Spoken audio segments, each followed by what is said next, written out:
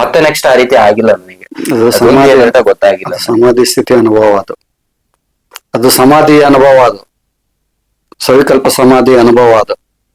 ಅದು ನಿಮ್ಗೆ ಅರ್ಥ ಆಗಿಲ್ಲ, ಭಯ ಬಿದ್ದಿದ್ದೀಗ ಅದನ್ನ ನೋಡಿ. ಅದೇ ಸಮಾಧಿ ಅನುಭವ, ಅದು ಸವಿಕಲ್ಪ ಸಮಾಧಿ ಅನುಭವ. ನಿನಗೆ ಎಲ್ಲ ಅನುಭವಗಳು ಆಗಿದ್ದಾವೆ, ಲಕ್ಷ್ಯ ಕೊಟ್ಟಿಲ್ಲ ನೀನು ಕೆಲಸದಲ್ಲಿ ಮಗ್ನನಾಗಿದೆಯಲ್ಲ, ಅವು ಯಾವುದು ಲಕ್ಷ್ಯನ ಕೊಟ್ಟಿಲ್ಲ.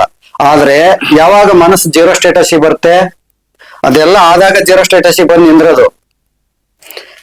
ಸವಿಕಲ್ಪ ಸಮಾಧಿ ಅನುಭವ ಯಾವಾಗ ಆಗುತ್ತೆ ಅಂದ್ರೆ, ಅದೆಲ್ಲ ಆದಾಗನೇ ಕುಂಡಲಿನಿ ಆಕ್ಟಿವೇಶನ್ ಆದಾಗನೇ ನಿನಗೆ ಅದೆಲ್ಲ ಅನುಭವ ಆಗೋದು.